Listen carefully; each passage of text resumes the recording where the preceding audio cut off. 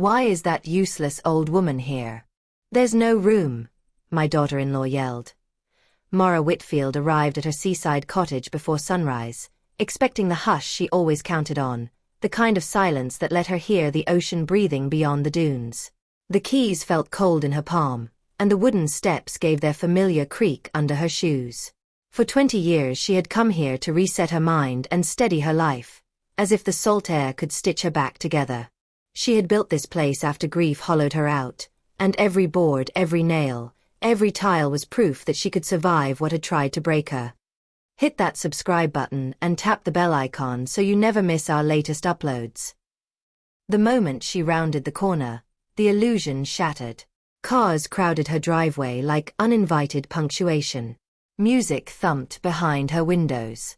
The air carried smoke and scorched grease, not the clean bite of sea wind. Her flowerpots, red geraniums she'd nursed through harsh summers, were knocked askew, and a soccer ball struck one hard enough to make the plant wobble. Bare footprints stamped her deck as children shrieked and chased one another, and towels sagged over her wicker chairs like wet rags tossed without thought. She stood there a long second, a visitor in her own life, and then the door swung open as if the house had been waiting to confront her. Sloane, her daughter-in-law, appeared in the doorway with the confidence of someone who believed the world owed her comfort. She wore Mara's embroidered apron, the one Mara had stitched by hand a decade earlier, careful and proud, each thread a quiet celebration of endurance. Sloane's gaze was sharp and flat, the same look she used at family dinners when Mara spoke too long or laughed too freely. That look said, "You are in my way." "What is she doing here?" Sloane's voice cut through the music and chatter. "Why is this old parasite showing up now? There's no space for you." The words landed like a slap that echoed long after sound fades. Mara felt her throat tighten, her heartbeat thudding too loudly in her ears. She had walked in hoping for peace and found herself standing at the edge of a hostile stage, surrounded by strangers who stared as though she'd wandered onto the wrong property. Mara tried to keep her voice steady. "I didn't know you were here. This is my home. I've been coming here for years." Sloane laughed, not amused, armed. "Oh, come on. Trent said we could use it. We're actually doing something with this place. You just show up to complain." More bodies gathered behind Sloane, drawn by the drama like moths to porch light. A sister with a smug face and 2 teenagers who looked bored and cruel. An older woman, Sloane's mother, wearing a bright beach shirt, eyes narrowed as if Mara were a stain. 2 men Mara didn't recognize, and a young woman bouncing a baby on her hip like she belonged here. They filled Mara's doorway, her doorway, turning it into a wall. Sloane's mother stepped forward, scanning Mara from shoes to hair with theatrical contempt. "So this is her," she said, voice pitched for an audience. "The famous mother-in-law. I expected more." Snickers rose around the porch like flies. Mara felt heat creep into her cheeks, humiliation spreading in her chest, but she kept her spine straight. She had been poor. She had been widowed.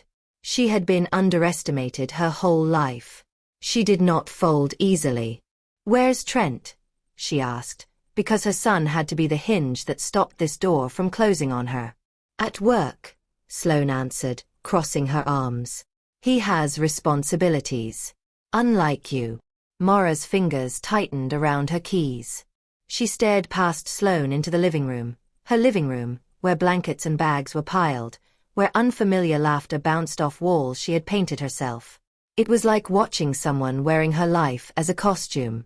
"I'm going inside," Mara said. Sloane's smile sharpened. "For what? There's no room. Every bed is taken. We're feeding a whole family. Your presence is going to mess everything up." Mara thought of the mortgage statements, the taxes, the repairs, the weekends spent sanding and sealing and planting, the small sacrifices that had built something steady. She thought of the years she'd lived with her grief like a stone in her pocket, working early mornings and late nights, because nobody was going to save her except her own hands. "This place is in my name," Mara said, voice low but firm. "I pay everything." Sloane rolled her eyes as if Mara were reciting an old, boring story. "He's your son. What's yours is his." And what's his is mine. That's how family works. Maura stared at her daughter-in-law and understood something cold and clean. This wasn't a misunderstanding. It was a test. A shove to see if Maura would stumble, to see if age had softened her into compliance. The teenagers watched with bright, predatory curiosity. One of them stepped closer, chin lifted. Why don't you go somewhere else? Like a hotel. We're busy. Maura felt the urge to scream, to grab her apron back, to yank open every door and remind them whose floors they stood on. But she had learned long ago that anger used carelessly can become a gift to your enemy. She swallowed it down and offered the kind of smile people mistook for surrender. It's fine, she said softly. I understand. Sloane's face brightened with triumph, as if Maura's calm were confirmation that the takeover had worked. The group relaxed, their attention sliding away as if Maura had stopped being a person and become a solved problem. Maura walked back to her car with slow dignity, every step deliberate. She didn't look back, not once, though her heart felt bruised. She drove to a small hotel nearby, paid for a room she hadn't planned to need, and sat on the edge of the bed that night staring at her hands. Those hands had built a life. And now someone else was trying to claim it. In the dark, Maura's mind drifted backward to the beginning, to the empty lot that had once been nothing but weeds and wind. She remembered signing papers with a pen that shook because she was newly alone. She remembered saving cash in jars, making dresses and hemming pants for people who didn't know her name. She remembered bleeding fingertips and the slow, stubborn pride of watching walls rise where there had been nothing. She also remembered Trent as a young man, standing beside her in the sand, saying he was proud of her, saying this house would always be their refuge. Now his wife had called Maura a parasite in the doorway of the refuge Maura had created. And Trent was nowhere to be found. Maura didn't sleep. She listened to the ocean from afar and let the rage inside her settle into something controlled, something sharpened into purpose. Morning gave Maura a clearer mind and a colder focus. She returned early, determined to retrieve essentials and speak like adults, though her hope was already bruised. The front door, her front door, was locked. She rang the bell and waited, the humiliation of it like grit in her teeth. Sloane's sister answered in wrinkled pajamas, eyes hard with irritation. What now? I need my things, Maura said. And I need to talk to Sloane. She's asleep. And your stuff isn't inside anymore, the sister replied. It's bagged up in the garage so it won't be in the way. Bagged up. The phrase hit Maura with a sudden nausea. Her belongings reduced to clutter that needed moving aside. Still, she kept her voice even. Let me in. Inside, the cottage smelled wrong. Cheap perfume, smoke, burnt oil. The living room had inflatable mattresses sprawled across the floor, clothing scattered like debris after a storm. Her furniture, once neat and cared for, was stained and shoved out of place. In the kitchen, dirty dishes towered, and her best cookware sat scorched as if someone had punished it. Maura spotted a cabinet ajar and felt panic flash through her. Where are my plates? She asked, and her voice trembled despite her effort. The sister shrugged.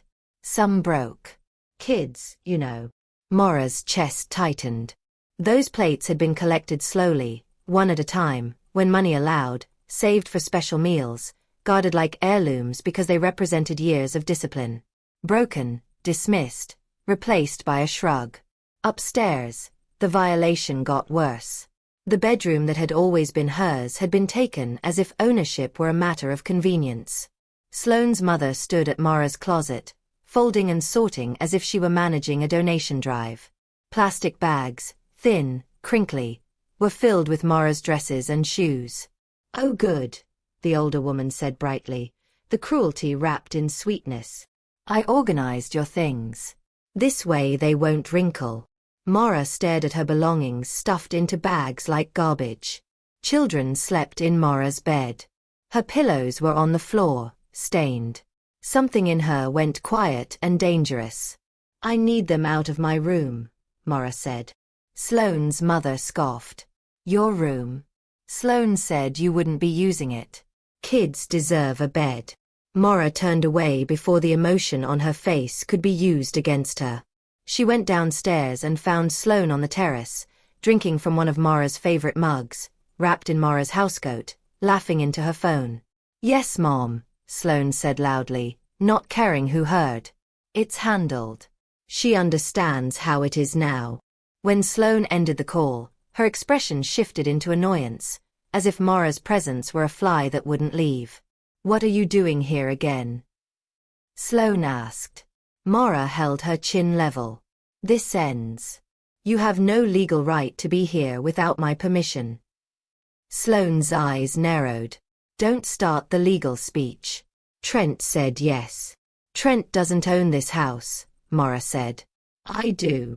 Sloane waved a hand as if the concept of ownership were old-fashioned. "We're using it better than you. It's full of family. It's alive." "Alive." Mara's voice sharpened. "You've ruined my kitchen and destroyed my things." Sloane's smile turned poisonous.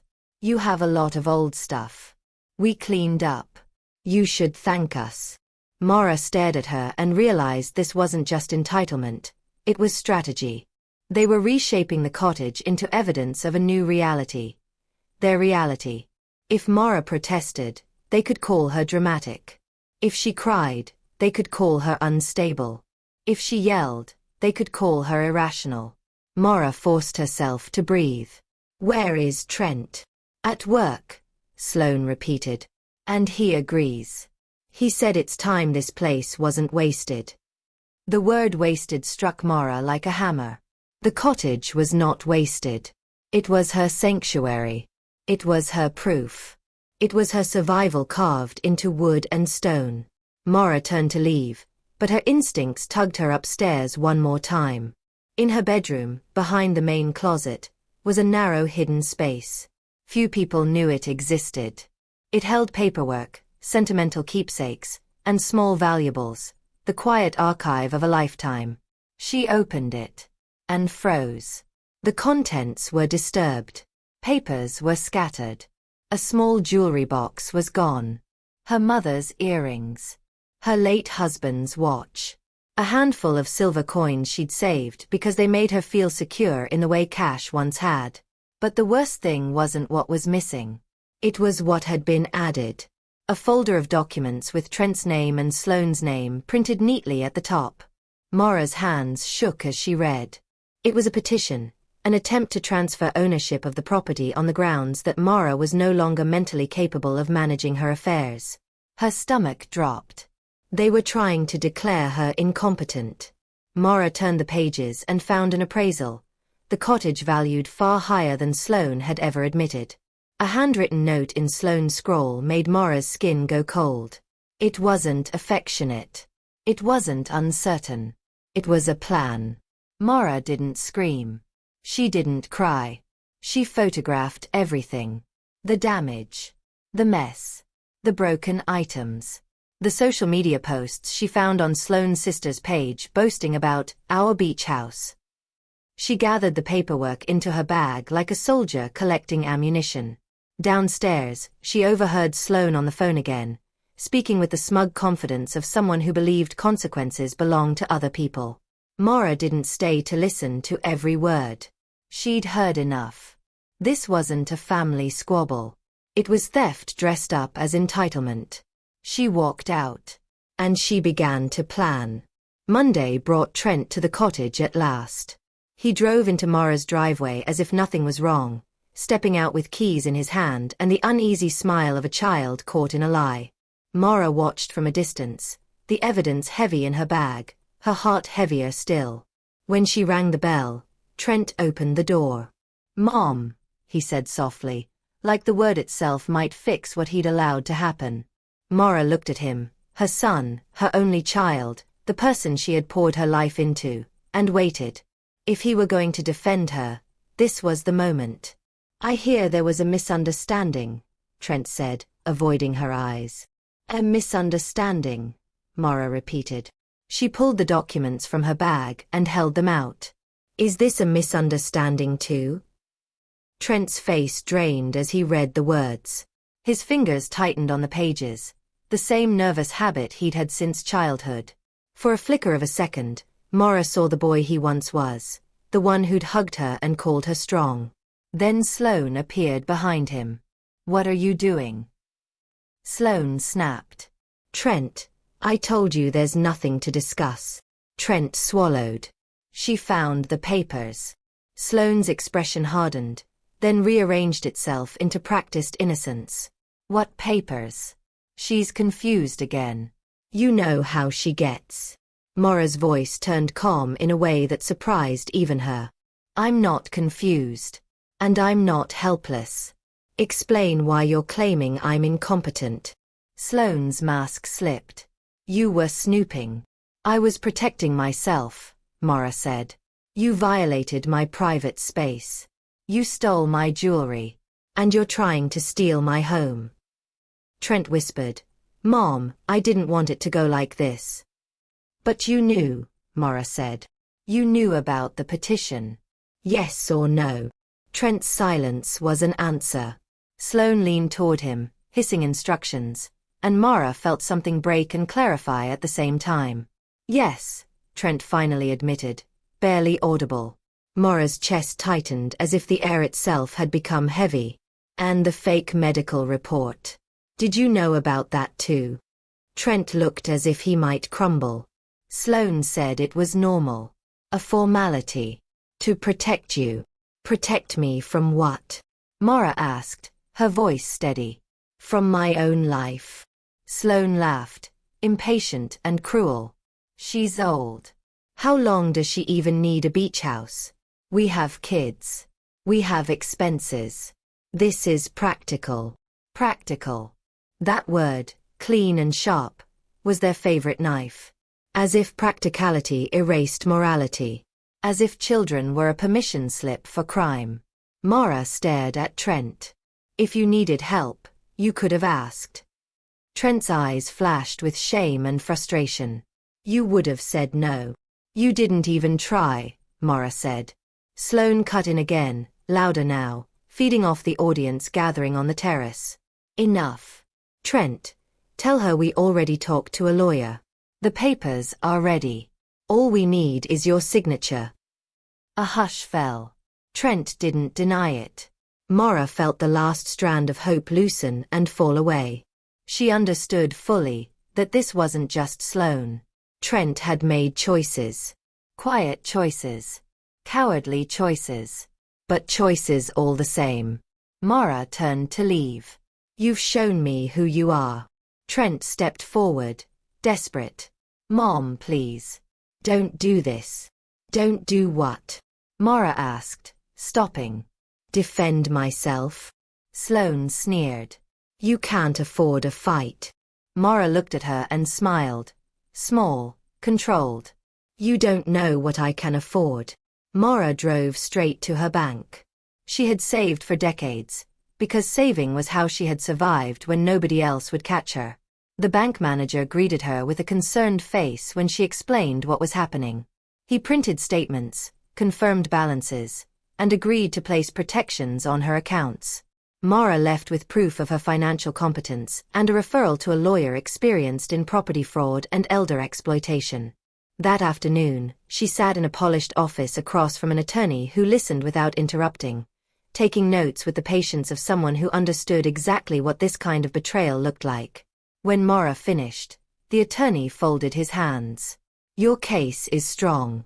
Trespass, theft, fraud, and the medical falsification is serious." Mara nodded.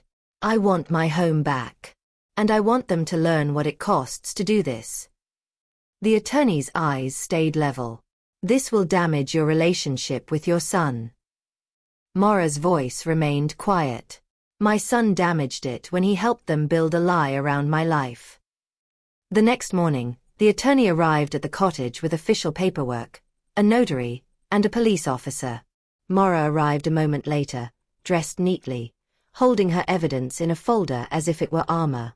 Breakfast was happening on her terrace, when the group stepped into the driveway.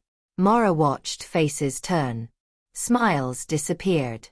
Sloane stood abruptly, knocking a cup as she rose. "What is this?" she demanded. The attorney's voice was firm and professional. "I represent Mara Whitfield, the legal owner of this property. You are being served with an immediate eviction for unlawful occupancy." Sloane's mouth opened, then closed. "This is my husband's family home." The officer asked calmly, "Do you have documentation showing you own or lease this property?" Sloane's hands shook. "My husband gave permission." The attorney held up the deed. "The property is solely in Ms. Whitfield's name. Here are tax records and maintenance payments. And here is the court order requiring you to vacate." Sloane's mother appeared behind her, face tight with fear.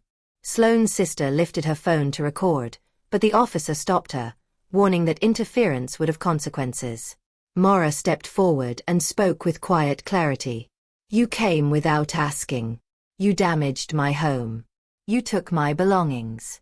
You tried to declare me incompetent. This ends now." The officer reviewed Mara's report of stolen items. Sloane's denial sounded thin against the weight of details. Names, values, photos. When the officer asked about the missing earrings and the watch, Sloane's eyes darted. Her mother's mouth tightened. The silence that followed was louder than any confession. Then Trent arrived, speeding into the driveway, breathless and pale. The moment he saw the officer and paperwork, he looked like someone watching the floor collapse beneath him. "What's going on?" he asked, though the question sounded more like pleading. The attorney handed him a citation tied to the fraudulent petition. "You are named in an attempted asset transfer. Your signature appears on the request." Trent stared at the page as if it were written in another language. "But she's my mother," he whispered, as though that should be a shield. The officer answered evenly, "Fraud is fraud, regardless of relationship." Mara looked at her son. This didn't have to happen. Trent's eyes flicked toward Sloane, who stood rigid, furious, humiliated. Mara recognized the moment, the split between who Trent wanted to be and who he had allowed himself to become. The officer gave the occupants a strict timeline to pack their personal items and leave, supervised to prevent theft. Chaos erupted. Bags were dragged. Children cried. Arguments broke out between relatives as blame spread like fire in dry grass. Sloane tried to turn the children against Mara, snapping that Mara was cruel, that Mara was confusing them, but Mara spoke gently to the kids anyway, refusing to let their innocence be used as ammunition. Trent approached Mara during the scramble, voice low. "Mom, please. We can settle this without court." Mara met his gaze. "Return my things. Admit what you did. And stop pretending this was a mistake." Trent flinched. Sloane was stressed. Mara's voice sharpened just enough to cut. "Stress doesn't excuse theft." When the final minutes ticked down, Sloane's threats returned, spit out like poison. "This isn't over." Mara didn't raise her voice. "It ended when you decided my life belonged to you." Cars pulled away, kicking sand and dust. The driveway emptied. The cottage grew quiet again, but it was not the peace Mara had wanted. It was the quiet after a storm, when you step outside and see what survived. The attorney handed Mara the keys. "Your home has been recovered." Mara sat on her terrace and stared at the sea.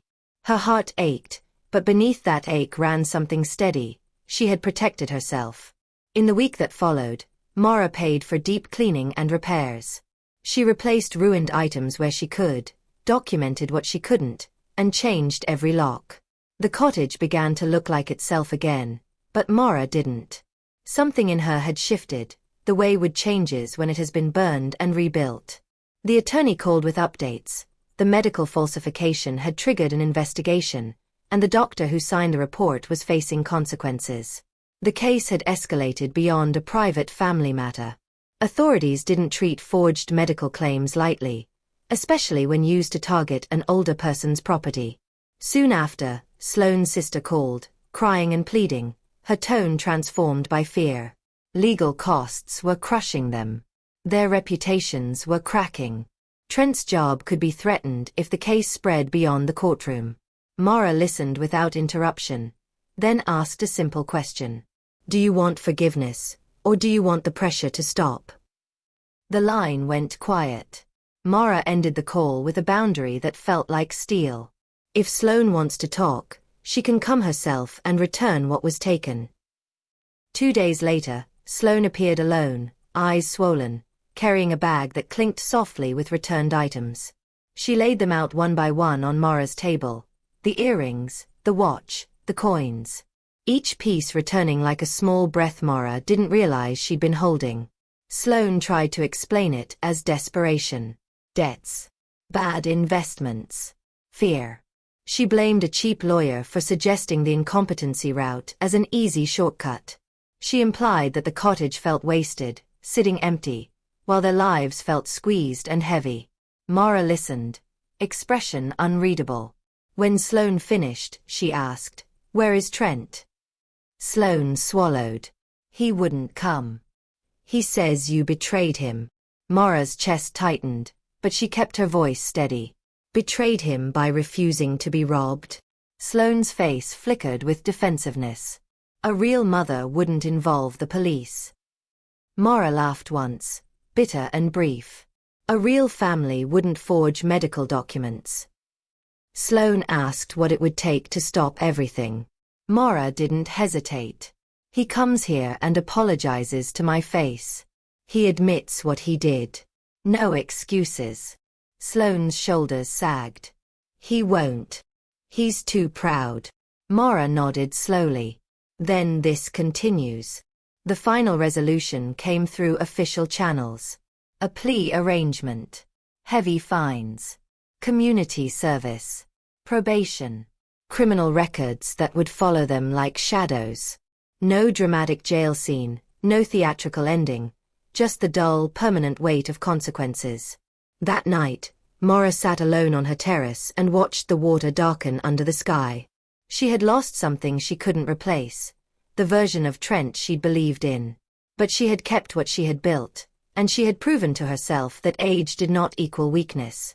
In the months that followed, Mara installed cameras and hired someone to check on the property when she wasn't there. She updated her will and redirected her legacy away from anyone who treated love like entitlement. She stopped negotiating with guilt. She stopped mistaking blood for loyalty. Half a year later, a letter arrived from Trent. Not a visit. Not a call. Just ink on paper, asking if time could soften what he had done. Mara didn't reply. She didn't need revenge anymore. She had something quieter and stronger, a life she owned, a home she defended, and the calm certainty that dignity is not something you hand away simply because someone shares your last name. The ocean kept moving, indifferent to human greed. Mara listened to it, breathed with it, and let herself feel the peace she had earned, peace that no one would steal again. Mara didn't answer the letter, but she didn't burn it either.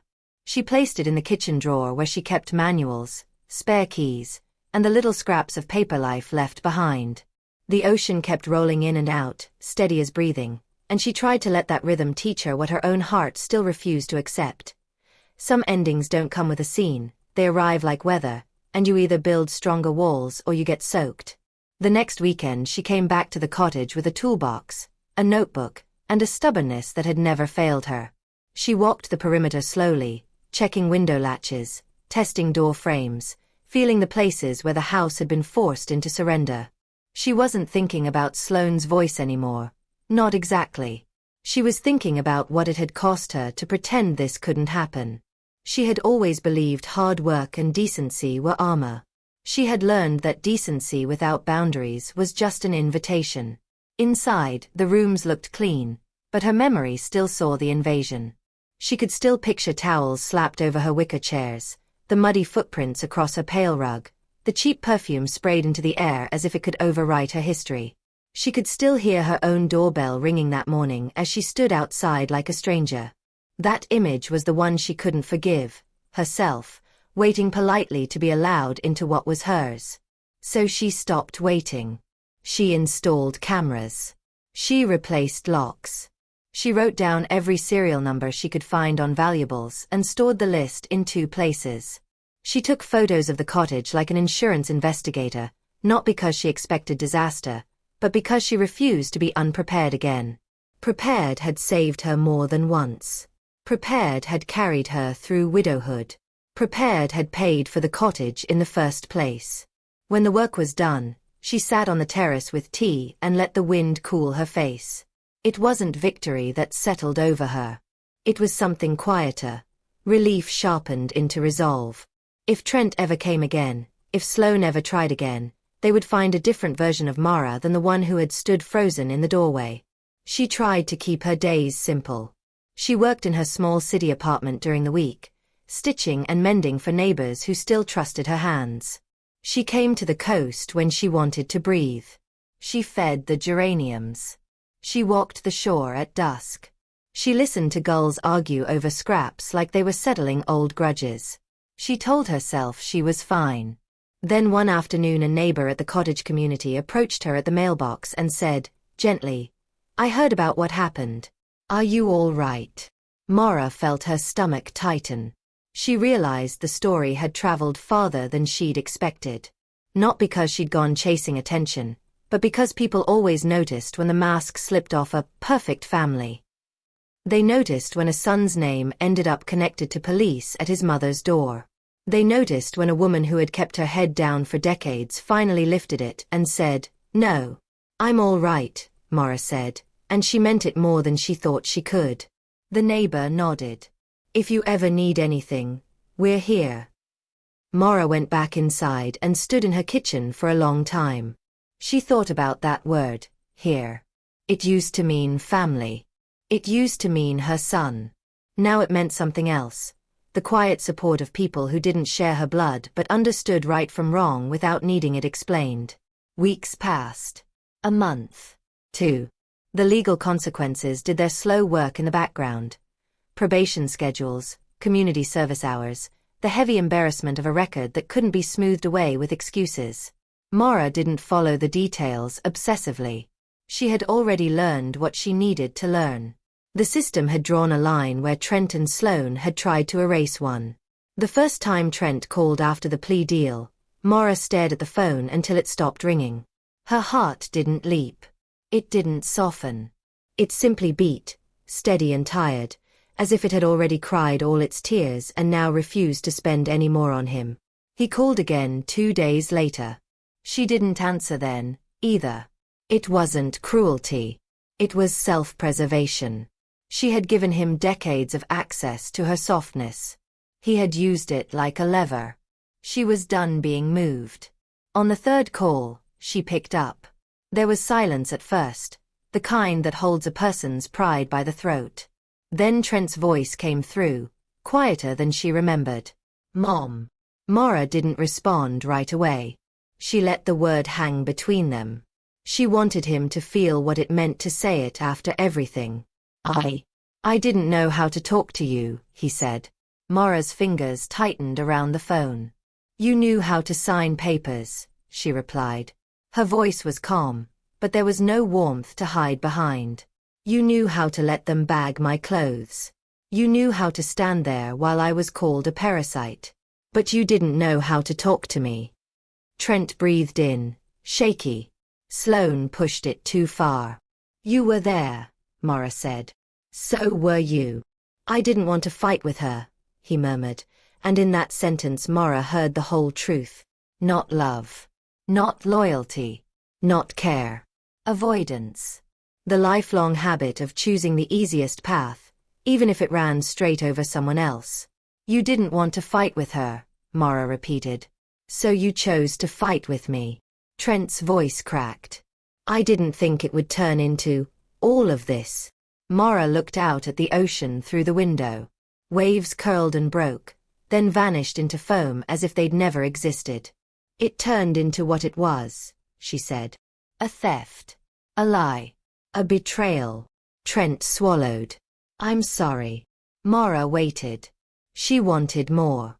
She wanted an apology that didn't dodge responsibility. She wanted the one that used real words. "I did it. I chose it. I harmed you." But Trent stayed in the safe lane, offering sorrow like it was a replacement for accountability. Mara finally spoke. If you're sorry, you'll come here. You'll look me in the eye. And you'll say exactly what you did. Silence. I can't, Trent said. Mara's throat tightened. You can't, she echoed, and the bitterness surprised her. Or you won't. Sloane. Stop, Mara said, and her voice cut clean. Don't hide behind her anymore. I'm tired of her being your excuse. If you want me in your life, you show up with truth. Otherwise you keep your distance. Trent's breathing turned heavy, frustrated. You're punishing me. I'm protecting myself, Mara said. There's a difference. You're choosing a house over your own son, he snapped, and Mara felt the old wound reopen, the old guilt trying to rise from the grave. She closed her eyes. No, she said softly. You chose a house over your mother. You chose money over me. I'm just refusing to pretend you didn't. Trent didn't answer. When the call ended, Mara set the phone down and sat at a kitchen table until the sun shifted and the room filled with gold. That night, she wrote a list of rules in her notebook. No more help that came with strings. No more access to her home without permission. No more ignoring small disrespect until it grew into something that swallowed her whole. And most importantly, no more confusing love with surrender. In the weeks that followed, Mara built a new kind of routine. She took self-defense classes not because she expected violence, but because learning made her feel capable. She joined a community group that met once a week for coffee and board games. She laughed there more than she expected. She learned that you could be 70 and still start over in small ways. One day, the mail brought a school drawing from her grandson, a picture of the ocean, a stick-figure family, and a little house with a big sun above it. The child had written her name in uneven letters and added a heart that looked like it might fall apart if you touched it. Mara stared at the paper until her eyes burned. She didn't blame the children. She never had. They were the ones dragged into an adult scheme, told lies until the lies sounded like truth. Still, she couldn't ignore the ache. She could love them and still refuse to be used through them. She put the drawing on the fridge anyway. Not as surrender. As proof that her heart still worked, even if she refused to let it be exploited. Months rolled on. Sloane never returned. When word reached Mara that Sloane was telling people her mother-in-law was cruel and heartless, Mara didn't react. She had spent too many years letting other people's stories make her shrink. Let them talk. Let them invent their version. The court record didn't care about their feelings, and neither did Mara. Then, late one evening, a car pulled into the driveway while Mara was watering the geraniums. Headlights washed over the terrace. The engine turned off. The door opened. Trent stepped out alone. Mara didn't move. She held the watering can in both hands, feeling the cool metal against her palms. Her heart beat hard, not with hope, but with readiness. He walked slowly up the path as if the gravel itself might accuse him. He looked older than he had months ago. Not just tired, worn. His shoulders slumped like a man carrying a weight he had chosen and now hated. Mara, he said, and the choice of her first name landed like an attempt at caution. Like he didn't know if he was allowed to say, Mom, anymore. She set the watering can down carefully. Why are you here? Trent swallowed. His eyes darted around, as if expecting Sloane to appear and scold him for being weak. I came because I can't sleep, he admitted. Because every time I close my eyes, I see you standing in that doorway. Mara's throat tightened, but she didn't let it soften her voice. You should have seen it while it happened. I know, Trent whispered. He took a step closer, then stopped. I was a coward. Mara didn't respond. She waited. Trent's mouth trembled slightly. I knew about the papers, he said. I knew about the report. I told myself it was just paperwork, that it would be okay, that it was normal. It wasn't normal. It was wrong. I let her talk me into it because I wanted peace in my house, and I didn't care what it did to you. The words came out rough, like he had been choking on them for months. Mara felt tears rise, but she forced them back. She had cried enough alone. She wasn't going to cry now to make his conscience feel lighter. Trent took another small step. "I'm sorry," he said again, and this time the apology wasn't a shield. It was a confession. "I betrayed you." Mora's voice was steady, even as her hands shook slightly at her sides. "Why?" Trent stared at the ground. "Because I was ashamed," he admitted. "Because I didn't want to feel like I still needed you. Because when you helped me, I felt small, and instead of being grateful, I got angry. And when Sloane offered me a way to take something without asking, I took it." Mora's chest tightened so hard it hurt. "You took my home." Trent nodded, eyes wet. "I tried to." Mora breathed in slowly. The ocean wind lifted the edge of her cardigan. Somewhere nearby, a gull shrieked and then went quiet again. "Where is she?" Mora asked. Trent's jaw clenched. "At home. She doesn't know I'm here." Mora's eyes narrowed. "So you're apologizing in secret?" Trent flinched. I didn't want to fight." Mora stared at him, and a sad, almost gentle understanding settled into her.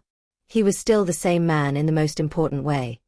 Afraid of discomfort, even when discomfort was the price of doing the right thing. "You came," Mora said. "That matters. But you're still trying to keep your hands clean." Trent's shoulders sagged. "What do you want from me?" Mora looked at him for a long moment. She thought about all the years she had blamed herself whenever he struggled, all the years she had rescued him because she thought that was what love meant. "I want you to tell the truth out loud," she said. "Not to me. To everyone who needs to hear it. To your wife.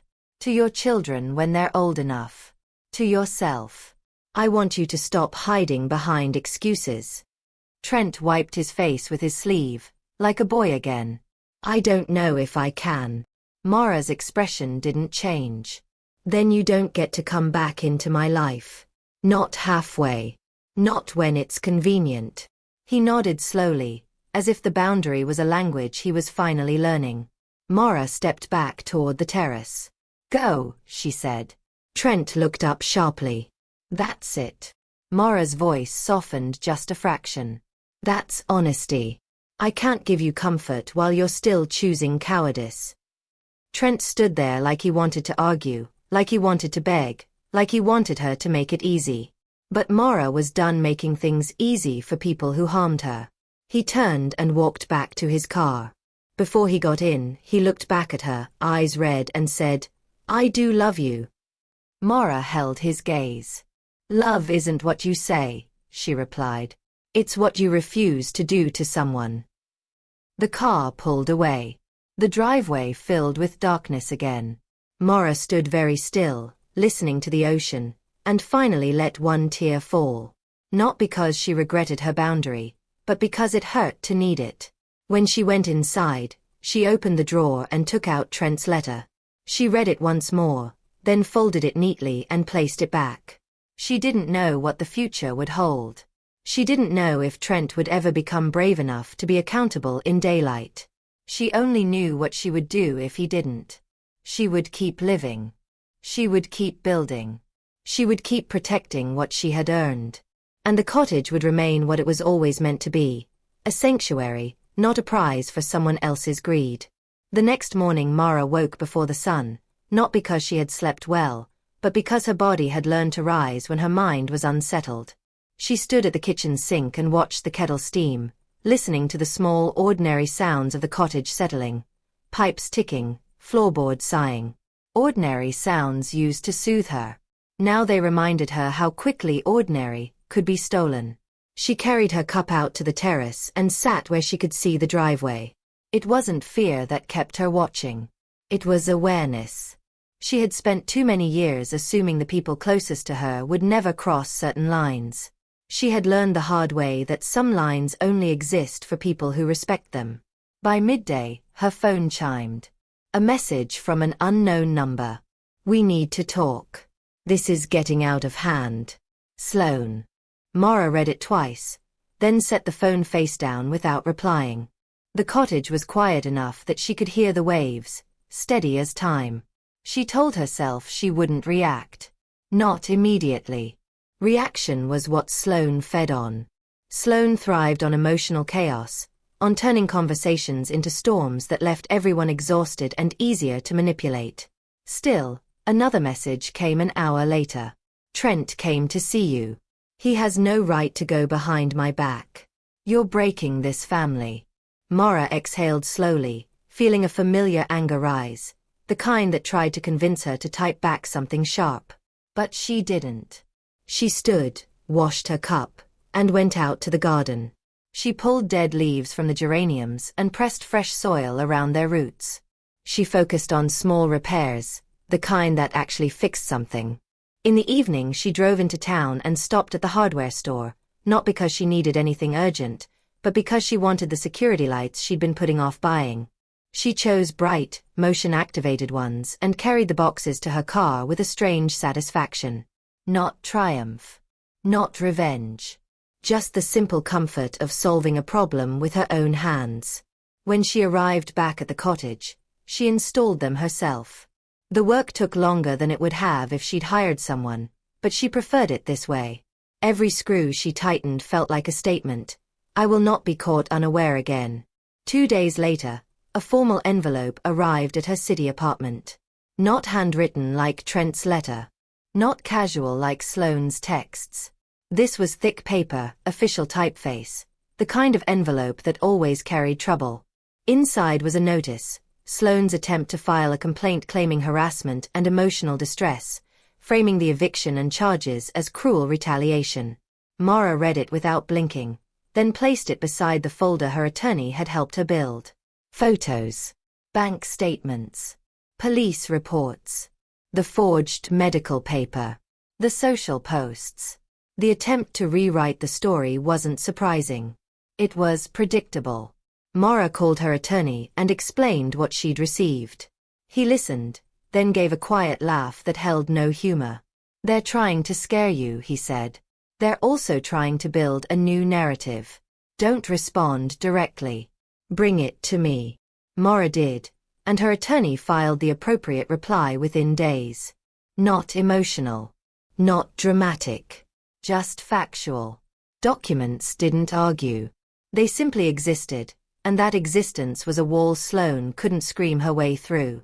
That weekend, Mara returned to the cottage and found a car parked across the street.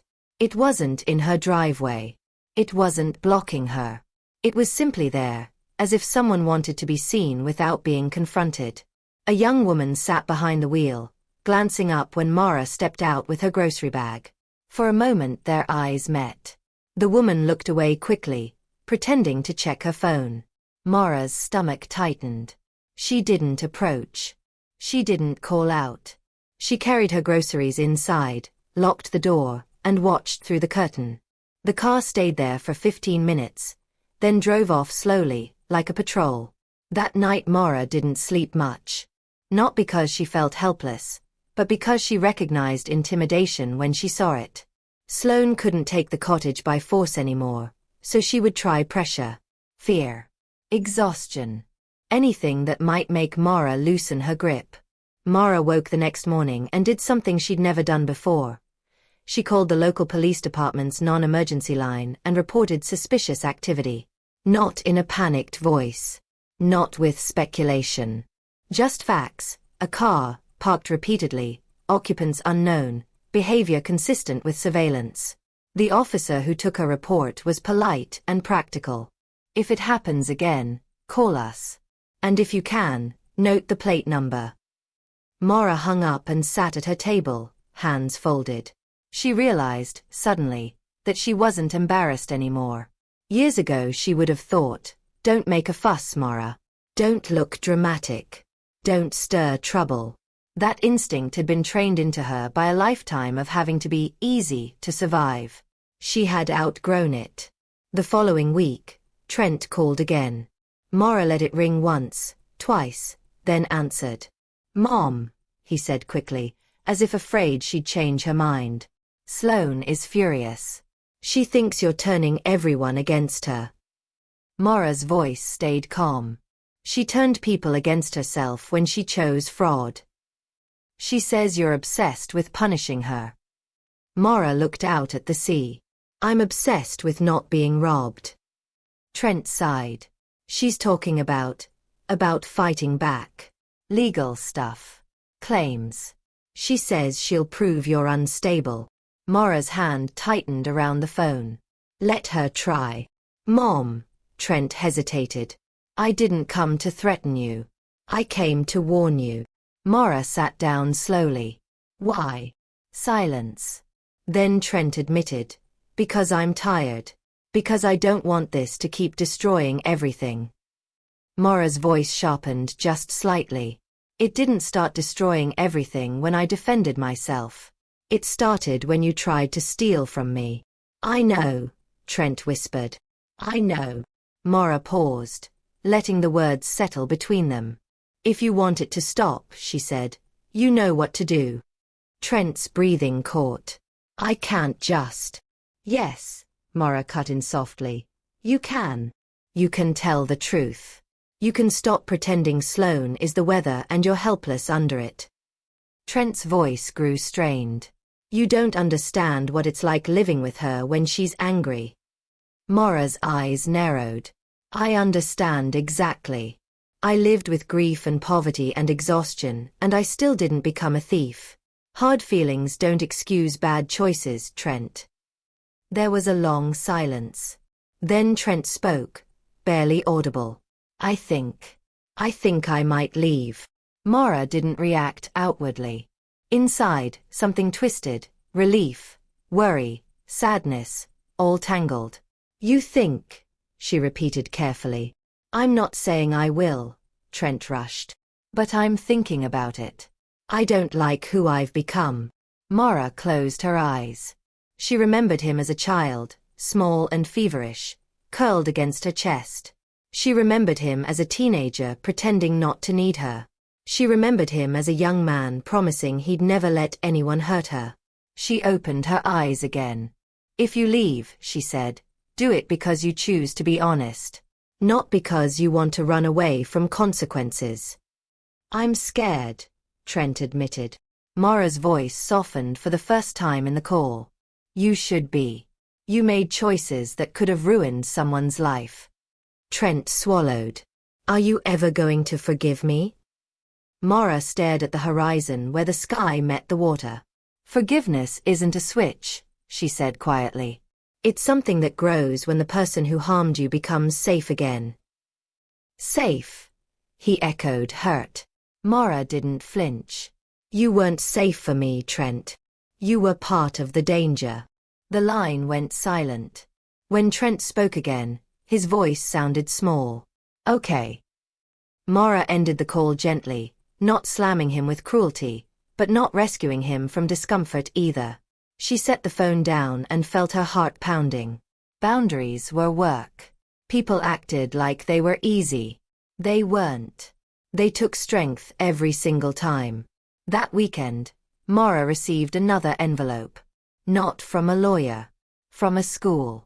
Her granddaughter's school. Inside was an invitation to a family day event. Kids presenting projects, grandparents welcome. The child had written Mara's name in careful letters on the form, as if she'd been asked who she wanted there and she'd chosen Mara without hesitation. Mara held the paper for a long time. The children were the bridge Sloane would always try to use. But they were also the one thing Mara missed without bitterness. She didn't miss Sloane. She didn't even miss Trent the way he was now. She missed the children as they were before adults turned them into bargaining chips. Mara sat at her desk and wrote a short note to the teacher, polite and clear. She would attend, but she wanted to be notified if there were any disruptions or family conflicts. She wasn't going to walk into an ambush. She wasn't going to be cornered in a school hallway and forced into a scene. When family day arrived, Mara wore a simple blouse and her best calm. She entered the school gymnasium to the sound of chatter and laughter and squeaking shoes. Tables were lined with posters and drawings.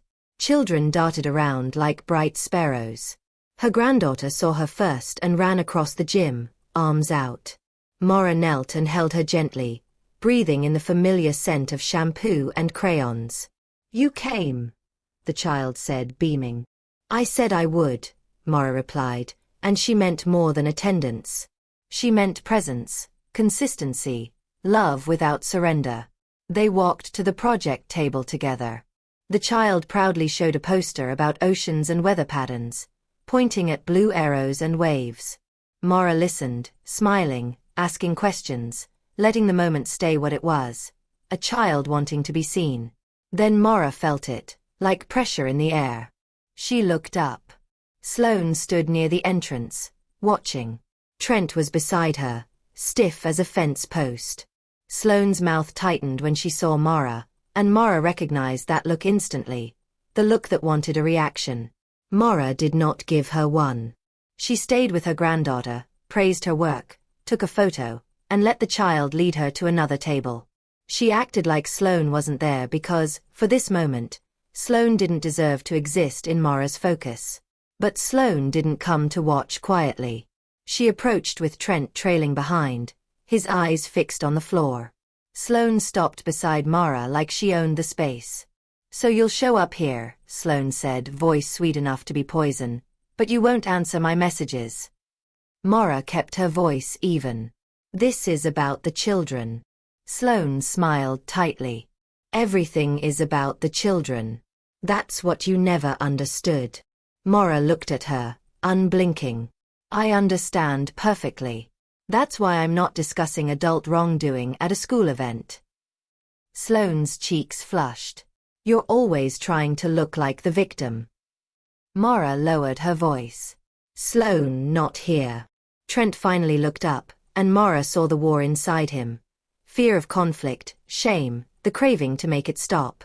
He opened his mouth, then closed it again. Sloane leaned closer. "You think you're untouchable now because you won in court. But people are talking. People think you're cruel." Mara nodded once, as if Sloane were discussing the weather. "People who understand the facts don't think that." Sloane's eyes flashed. "You're turning my husband against me." Mara didn't move. "He's an adult. His choices are his."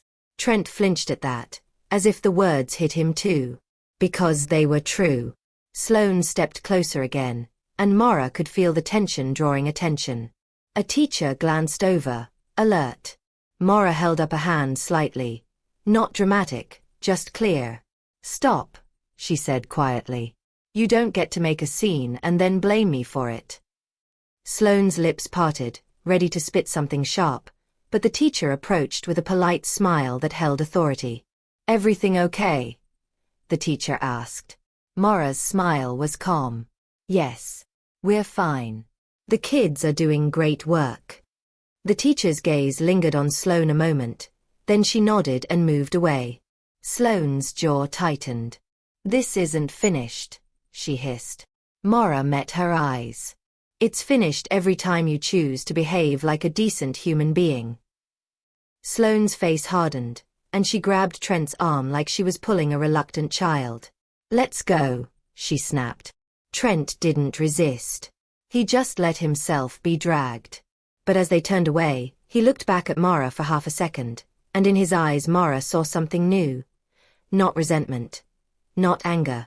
Regret. Mara watched them leave and felt a strange calm settle into her bones. She hadn't shouted. She hadn't cried. She hadn't been baited into playing the part Sloane wanted. She had protected the moment for the child. On the drive back to the cottage later, Mara realized this was what winning actually looked like. Not court orders and fines. Not humiliation and revenge. Winning was being able to stand in the same room as the person who tried to destroy you and remain yourself anyway. "If you want, I can continue from here with the next chapter." Trent reaching a breaking point at home, Sloane escalating, and Mara making the final decisions that lock her peace in for good. The night after the school event, Mara slept more deeply than she had in months. Not because the past had resolved itself, but because she had finally stopped wrestling with it. There was a difference between closure and acceptance, and she had reached the second without waiting for the first. She woke before dawn, as she always did, and brewed coffee while the horizon slowly lightened. The cottage felt like itself again, not untouched by what had happened, but no longer defined by it. Scars didn't ruin a place. They told the truth about it. Later that morning, her attorney called with what he described as the last ripple. Sloane's complaint has been dismissed, he said. Lack of evidence. Contradictory statements. And frankly, the court isn't impressed with people who cry harassment after committing fraud. Mora closed her eyes briefly. Thank you. There's something else, he added. Your son contacted my office. Not to threaten. To ask questions. Mora felt her chest tighten. What kind of questions? He wanted to know what would happen if he cooperated further. Fully. Publicly. Mara said nothing for a moment. That's his decision, she finally replied. It is, the attorney agreed. And I want you to know, you've handled this with extraordinary composure. After the call, Mara sat at her kitchen table and folded her hands. The truth was, she didn't feel extraordinary. She felt tired. Older than her years, and lighter than she had in a long time. Strength didn't feel heroic. It felt like endurance refined by pain. 2 weeks passed without incident. No parked cars. No messages. No legal surprises. The silence felt different this time. Not tense, not waiting to explode. Just quiet. Then, on a Tuesday evening, the phone rang. Mara, Trent said. He didn't say Mom. He didn't say it carefully. He didn't say it at all. I'm listening, she replied. I left, he said. Mara closed her eyes, steadying herself. Left where? Sloane. The house. Everything. His voice sounded raw. I'm staying with a friend. I told her I'm cooperating fully with the investigation. I told her I won't lie anymore. Mara felt a wave of emotion rise, but she held it back. Why now? Because I saw myself, Trent said quietly. At the school. I saw how small I looked. How angry she was. How calm you were. And I realized I've been living my life afraid of one person and willing to sacrifice everyone else to keep that fear quiet. Mara breathed slowly. And what do you want from me? I don't know, he admitted. Forgiveness, maybe. Or a chance. Not now. Someday. Mara didn't answer immediately. She stared at the framed photo on the wall, herself years ago, standing in the empty lot where the cottage would be built, sleeves rolled up, face tired but determined. Trent, she said at last, I'm not angry anymore. But trust doesn't come back just because someone says the right thing once. I know, he whispered. You have a lot of work to do, Mara continued. On yourself. On the damage you helped cause. And I won't protect you from the discomfort of that work. I wouldn't ask you to, he said. There was silence between them. Not hostile, not warm. Honest. I'm glad you're choosing truth, Mara said. But I'm choosing distance. For now. I understand, Trent replied, and this time she believed him. They hung up without promises. That night, Mara walked the beach alone. The sand was cool beneath her feet, the moon casting a long silver path across the water. She stopped near the shoreline and let the waves wash over her ankles, the cold sharp and real. She thought about the woman she had been at 50, widowed and frightened but stubborn enough to keep going. She thought about the years she had confused sacrifice with love, and silence with peace. She thought about how easily people mistook her calm for weakness. They had been wrong. The final legal resolution came quietly. Sloane accepted the full consequences without further attempts to retaliate. The stolen items were formally returned. The false medical report was expunged, and the doctor's license permanently revoked. The case closed, not with applause, but with a line drawn clearly in ink. Mara updated her will again, not out of spite, but clarity. Portions of her estate were directed to organizations that supported older adults facing exploitation. She donated time as well as money, speaking quietly to others who believed, as she once had, that family could never become a threat. She told them the truth. It wasn't bitterness that saved her, it was preparation, it was boundaries, it was the refusal to disappear quietly just because someone decided she was inconvenient. One afternoon, months later, Maura sat on her terrace with her granddaughter, teaching her how to plant new flowers. The child pressed soil gently around the roots, tongue sticking out in concentration. "Grandma," the girl asked, "is this house yours forever?" Maura smiled and brushed dirt from her hands. "It's mine for as long as I need it. And then, Maura said softly, looking at the sea, "it will belong to people who respect what it took to build it." The child nodded, satisfied with that answer. As the sun dipped low and the sky turned gold, Maura leaned back in her chair and closed her eyes. She had lost illusions. She had lost a version of her son. But she had kept something far more important. Her voice. Her dignity. Her home. And in the end, that was enough. Underestimating an older woman, she knew now, was never just a mistake. It was an education.